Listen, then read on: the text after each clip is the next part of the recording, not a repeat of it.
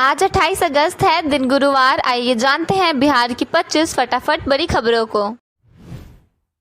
बिहार में मानसून का मिजाज एक बार फिर बदलने वाला है। प्रदेश के ज्यादातर हिस्सों में उमस भरी गर्मी लोगों को परेशान कर रही है। मौसम विभाग के अनुसार 28 अगस्त से राज्य भर में झमाझम बारिश का सिलसिला शुरू होगा।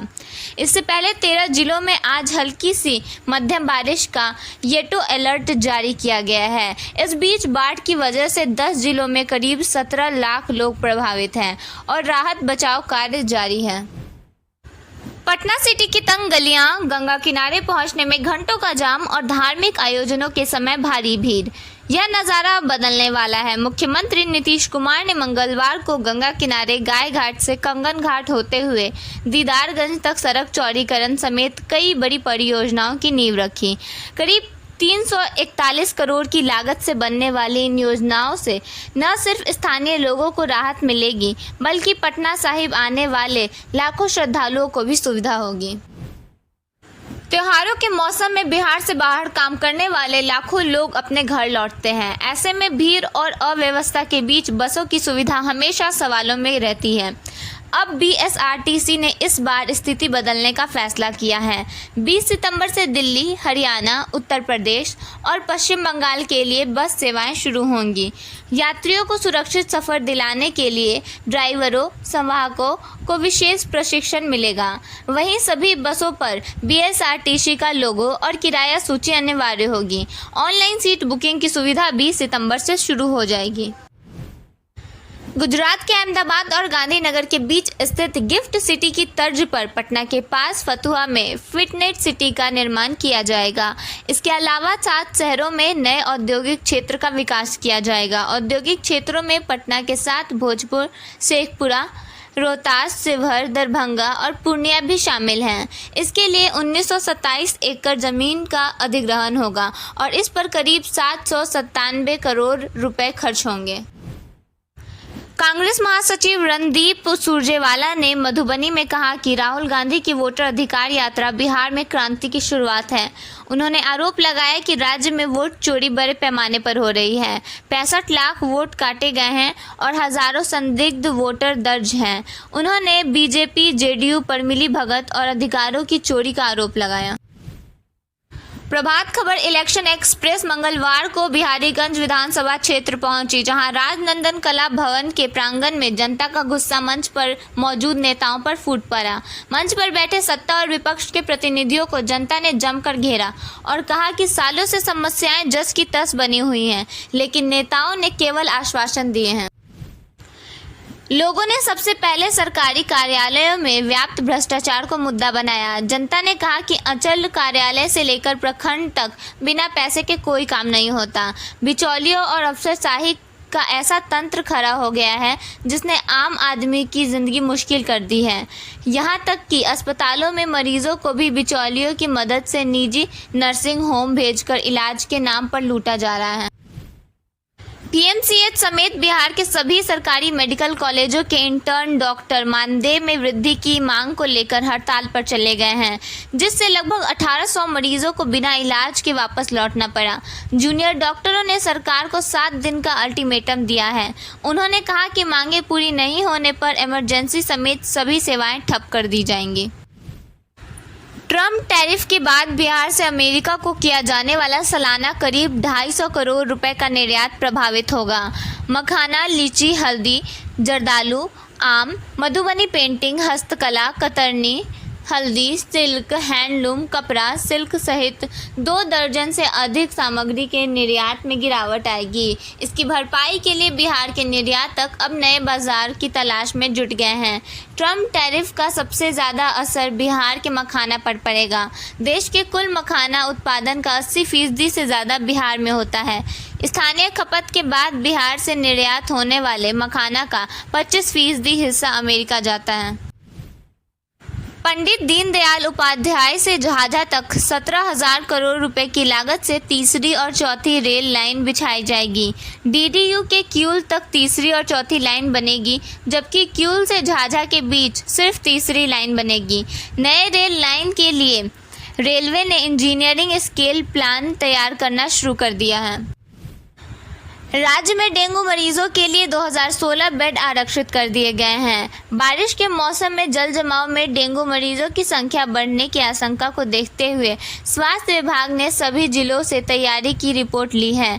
साथ ही जिलों को निर्देश है कि अस्पतालों में डेंगू जांच किट पर्याप्त मात्रा में अनिवार्य रूप से रखें। पिछले सालों के आंकड़े बताते हैं कि सितंबर, अक्टूबर और नवंबर में सबसे अधिक डेंगू के मरीज राज्य में मिलते रहे हैं।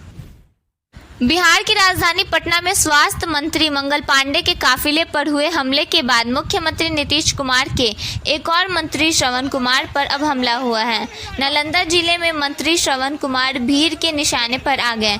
बताया जा रहा है कि हमले के दौरान श्रवण कुमार के काफिले को भीड़ ने काफी दूर तक दौड़ाया है। इस हमले में कुछ सुरक्षा कर्मियों के घायल होने की बात भी सामने आ रही है।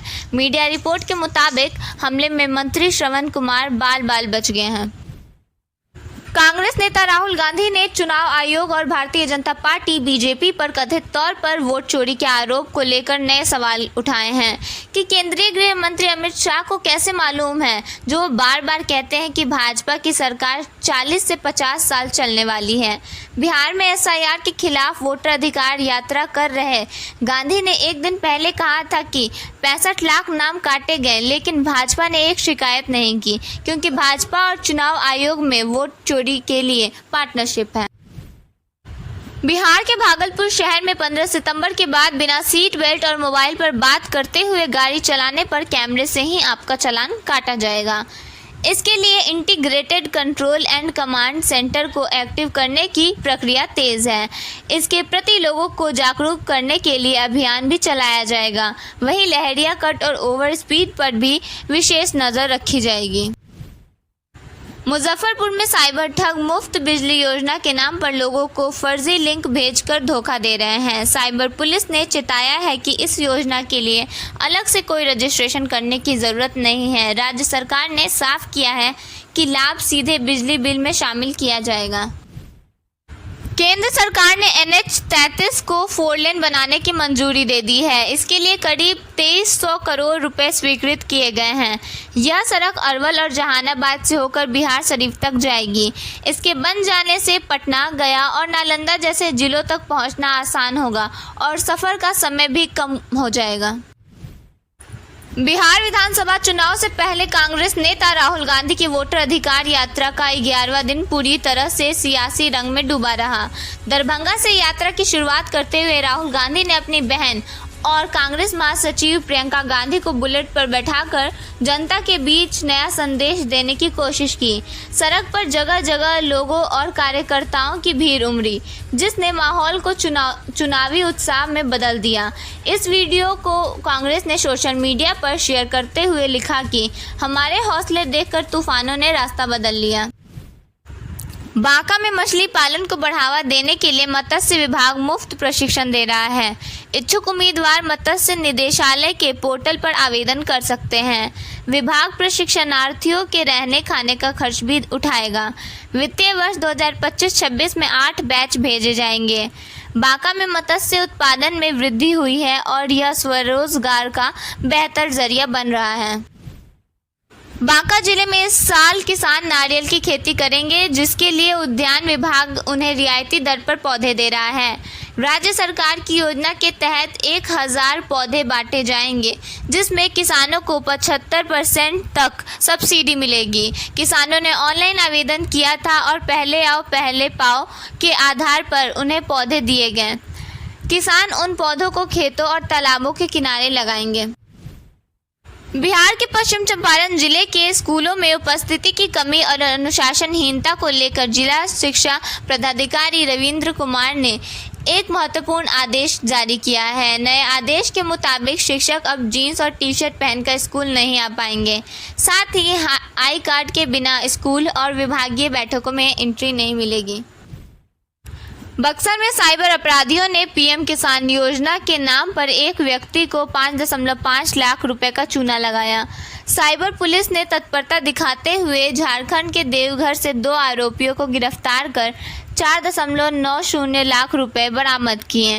पीड़ित यूसुफ अंसारी को पीएम किसान योजना के निबंधन के लिए एक फर्जी लिंक भेजा गया था, जिस पर क्लिक करते ही उनके खाते से पैसे कट गए। बिहार के मुजफ्फरपुर जिले में लोन फर्जीवाड़े का बड़ा मामला सामने आया है। ग्रामीण बैंक की गोबरशही शाखा से मरवन प्रखंड के कोदरिया और बसंत खरौना गांव के 70 से ज्यादा लोगों को 3-3 लाख रुपए तक चुकाने का नोटिस भेजा गया है। ग्रामीणों का आरोप है कि उन्होंने कोई लोन नहीं लिया, फिर भी बैंक अब उनसे 1.5 करोड़ रुपए से अधिक की वसूली कर रहा है। मुजफ्फरपुर जिले में भूमि अधिग्रहण को लेकर राजस्व एवं भूमि सुधार विभाग ने म्यूटेशन पोर्टल तैयार किया है, जिसके बाद अब अधिग्रहण के साथ ही दाखिल खारिज की प्रक्रिया शुरू होगी और इसकी जिम्मेदारी भू अर्जन विभाग को सौंपी गई है। मेट्रो चलने वाली शहरों के लिस्ट में बहुत जल्द पटना भी शामिल होने वाला है। पटना में मेट्रो प्रोजेक्ट का काम काफ़ी तेज़ी से चल रहा है। संभावना जताई जा रही है कि इस साल होने वाले चुनाव से पहले इस पटना मेट्रो का उद्घाटन कर दिया जाएगा। इसी बीच पटना मेट्रो की बोगियों का नया लुक भी सामने आया है। इसके नए लुक में बोगियां केसरिया रंग की दिख रही हैं। इसकी बाहरी दीवारों पर मधुबनी पेंटिंग से खूबसूरत नक्काशी की गई है। कटिहार जिले में जिला शिक्षा पदाधिकारी ने आधा दर्जन प्रखंड शिक्षा पदाधिकारियों और लेखा सहायकों के खिलाफ कार्रवाई की है। अगस्त माह का वेतन रोकते हुए स्पष्टीकरण मांगा गया है। ई शिक्षा कोर्स पर छात्रों के आंकड़ों में भारी अंतर पाया गया, जिसे लापरवाही मानते हुए 2 दिन में जवाब देने का निर्देश दिया गया।